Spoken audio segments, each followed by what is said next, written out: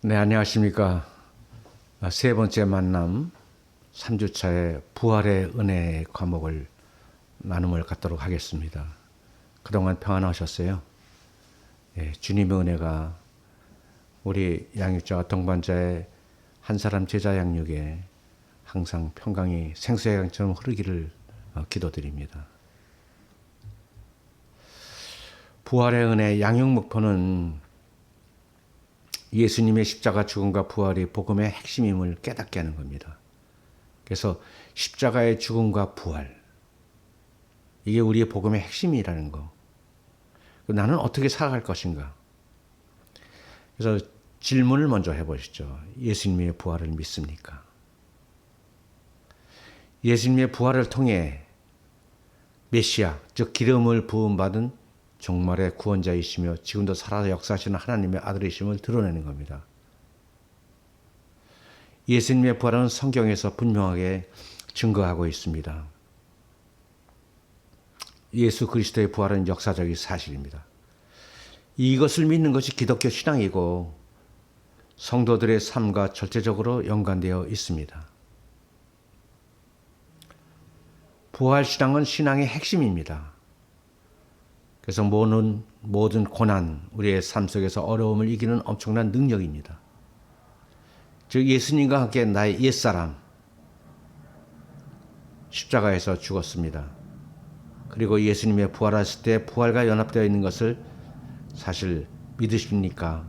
이 부분을 나누면서 한번 부활에 대해서 믿는가를 동반자와 함께 나누면서 확인해 보시기 바랍니다. 예수님의 부활은 성경에 예언된 내용을 성취한 것입니다. 예언된 내용이 무엇입니까?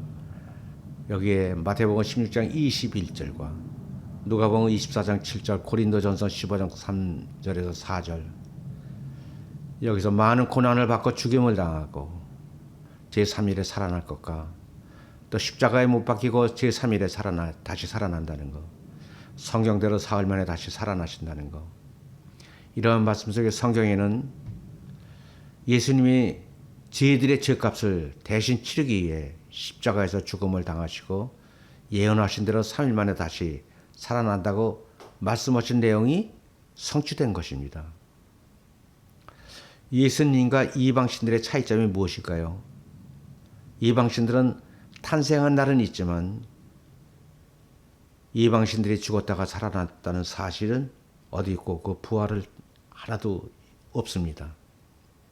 이 차이점에 대해서 한번 나눔을 가져보시기 바랍니다. 두 번째로 예수님의 부활이 역사적 사실임을 믿습니까? 마가복음 16장 6절 말씀입니다. 그가 살아나셨고 여기에 계시 아니하니라. 역사적인 사실. 누가복음 말씀 속에서 살아있는 자를 죽은 자 가운데서 찾느냐?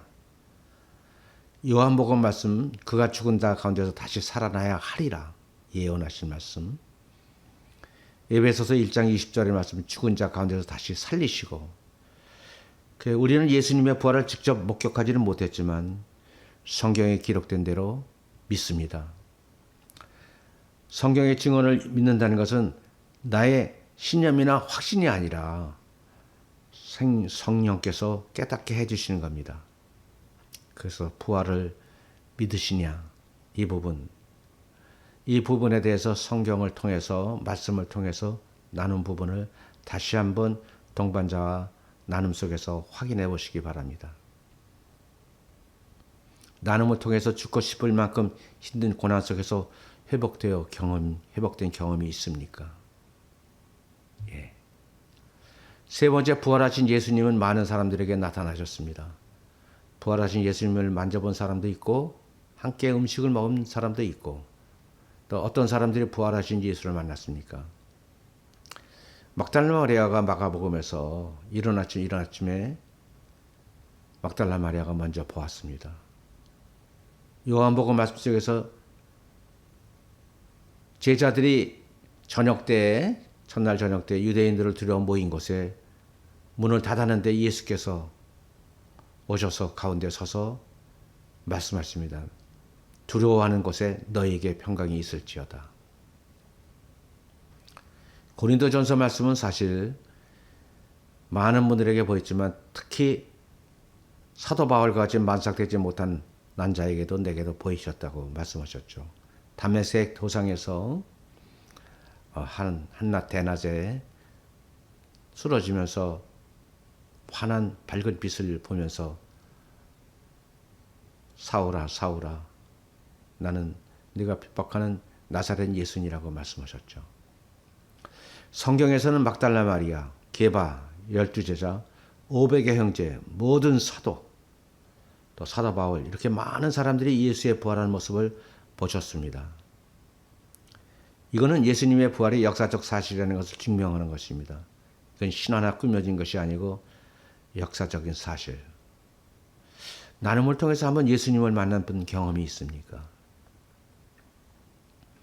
저는 6.25 영상 수련회 때 베데스다 성전에서 그 천정에서 제가 눈물로 기도하는 중에 예수님께서 그 얼굴에 보이시면서 그 저한테 보여주던 영상이 지금도 너무 생생합니다. 예수님의 부활은 우리에게 어떤 영향을 미칩니까? 로마서 4장 25절 말씀. 우리를 의롭다 하시기 위하여 살았는데 우리를 대속제물이 되셔서 부활하셔가지고 의롭다 하시기 위하여 살아나셨다. 그리고 부활과 같은 모양으로 연합된 자다. 고린도전서 말씀. 그리스도 안에서 모든 사람이 삶을 얻으리라. 그리스도 안에서 새로운 삶을 얻는 겁니다. 갈라디아서 2장 20절. 제가 가장 좋아하는 성경 구절입니다. 내가 그리스도와 함께 십자가에 못 박히나니 그런즉 이제는 내가 사는 것이 아니요 오직 내 안에 그리스도께서 사시는 것이라. 이제 내가 육체 가운데 사는 것은 나를 사랑하사 나를 위하여 자기 자신을 버리신 하나님의 아들을 믿는 믿음 안에서 사는 것이라. 이제는 내가 사는 것이 아니요 오직 내 안에 그리스도께서 사시는 것이라. 이것이 부활에 우리에게 주시는 영향력입니다.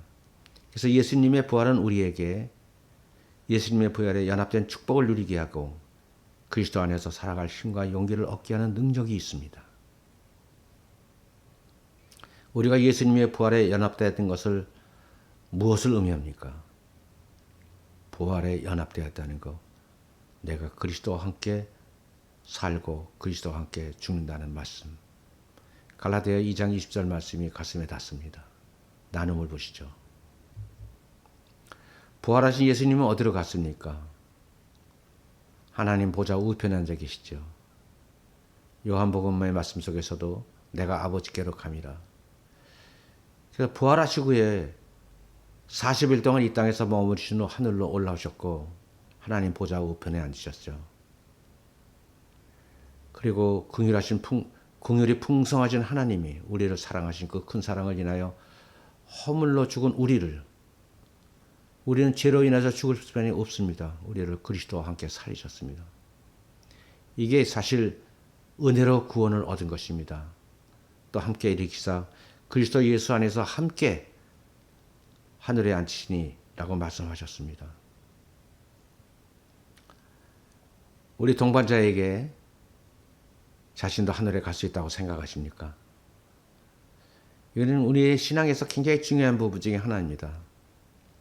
우리 양육자께서도 이런 부분에 솔직하게 나누면서 하나님의 구원의 그 큰 은혜 가운데 또 하늘나라에 갈 수 있다고 생각하십니까?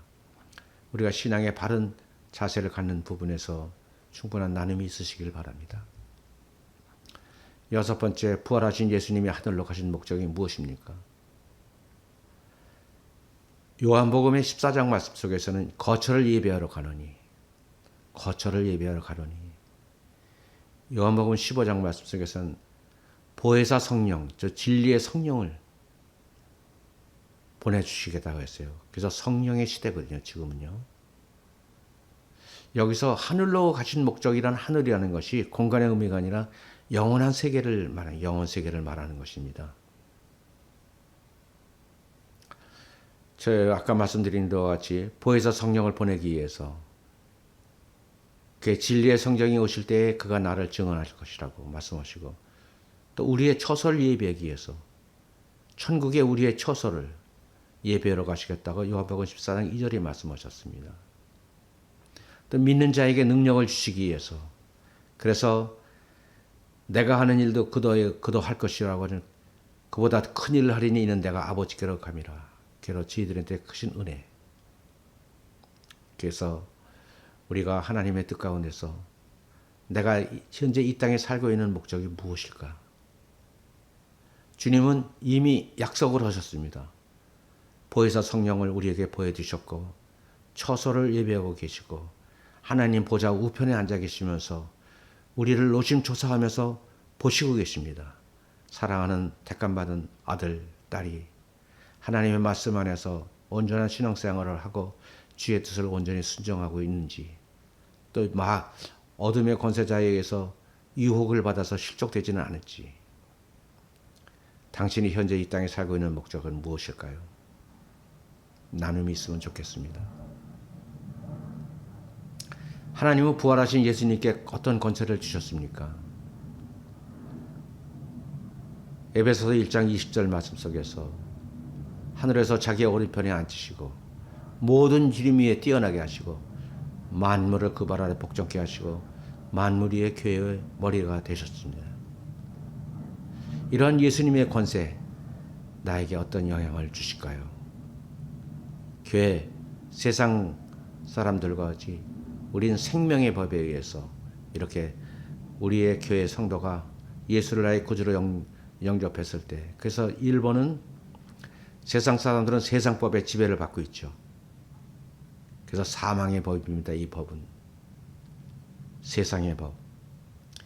그리고 교회된 성도들은 세상에서 세상 사람들과 함께 지금 우리는 살아가고 있습니다. 우리가 하나님의 말씀 가운데 성령의 인도하신 가운데 살고 있지만은 끝없이 어둠의 권세자, 세상을 주님을 영접하려고 허랑방탕하며 세상 속에 살아가는 사람들과 함께 살아가고 있기 때문에 항상 갈등과 어려움이 수없이 나라의 신앙을 계속 시험하고 있습니다. 그러나 생명의 법, 하나님의 말씀에 본 세상법에 적용보지 않고 생명의 법에 적용을 받으면서 우리가 살아가야 되도록 하나님의 말씀을 항상 읽고 기도하고 하나님의 말씀의 뜻 가운데 순종하는 삶을 살아가는 것, 이러한 삶이 우리가 살아가야 될 분명한 방향이라고 생각합니다. 여덟 번째로 하나님께서 우리를 예수님의 부활에 연합시킨 이유가 무엇입니까? 에베소 2장 4, 7절 말씀 속에서 그 은혜의 지극히 풍성함을 오는 여러 세대에게 나타나게 하시려고. 그래서 하나님의 은혜를 오는 여러 세대에 나타내게 하시려고.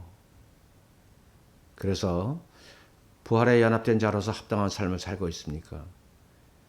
그 지극히 풍성하신 은혜, 이걸 나타내는데 예수 그리스도는 부활하심으로 참 하나님이고 참 인간이 되심을 확증하셨습니다. 그래서 만왕의 왕이요 만주의 주가 되셨습니다. 예수님의 죽으심과 부활은 기독교의 핵심 복음이죠. 이것을 믿는 것이 기독교 신앙이고 이것은 성도들 간의 삶과 절대적으로 연관되어 있습니다. 예수님의 육체적 부활은 성도들의 부활의 첫 열매입니다. 그러므로 예수 그리스도의 부활에 연합된 성도들은 부활에 증인된 삶을 살아야 합니다. 부활에 증인된 삶을 우리는 살아야 합니다. 부활에 증인된 삶을 우리가 살고 있습니까? 성도는 세상 사람들과 더불어 세상 속에 살아가지만은 세상 법에 적용되는 사람이 아니라 예수님께서 통치하는 거룩한 나라의 생명의 법을 적용하는 하늘나라의 시민권자입니다. 우리가 하늘나라의 시민권자라는 거, 이걸 잊지 마셔야 됩니다. 그래서 빌립보서 3장 20절에 상속자의 삶을 살아야 합니다. 그래 우리의 시민권은 하늘에 있는 자라 거기로부터 구원하는 자로 곧 예수 그리스도를 기다리노니, 빌립보서 3장 20절의 말씀입니다. 최종 요약합니다. 예수님은 참 사람이시며 참 하나님이시라는 말씀을 다시 한번 확인합니다. 이 내용에 대한 말씀은 주 450일은 칼케톤 공회의에서 최종으로 결정이 되는 내용입니다. 예수님은 참 하나님, 참 인간, 베레 호모, 베로 데우. 하나님이 참 사람이라는 사실을 어떻게 말씀하시는가? 참 사람, 혈육에 속했죠. 범사의 형제들과 같았죠. 우리하고 동일하게 시험을 받고 고난을 당하셨죠.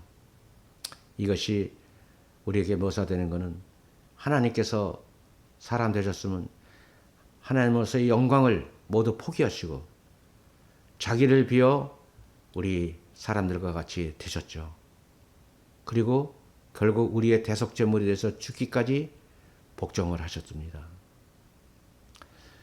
우리라면 사람이 되신 목적은 사망의 세력을 멸하고 사망에서 인간을 해방시키려고 영생을 약속하기 위해서 오셨습니다. 그리고 우리가 죄에서 구원하시기려고 또 우리의 시험을 도우시려고 이렇게 오셨습니다. 예수님이 사람이 되지 않으면 세 가지 일을 할 수 없는 이유를 생각해 보십시오. 인간이 되지 않으면 인간의 죄와 허물, 연약함을 짊어지고 그 대가를 우리가 치를 수가 없습니다. 우리가 이사야서 53장을 한번 참고로 찾아보시고 말씀을 나누시기 바랍니다.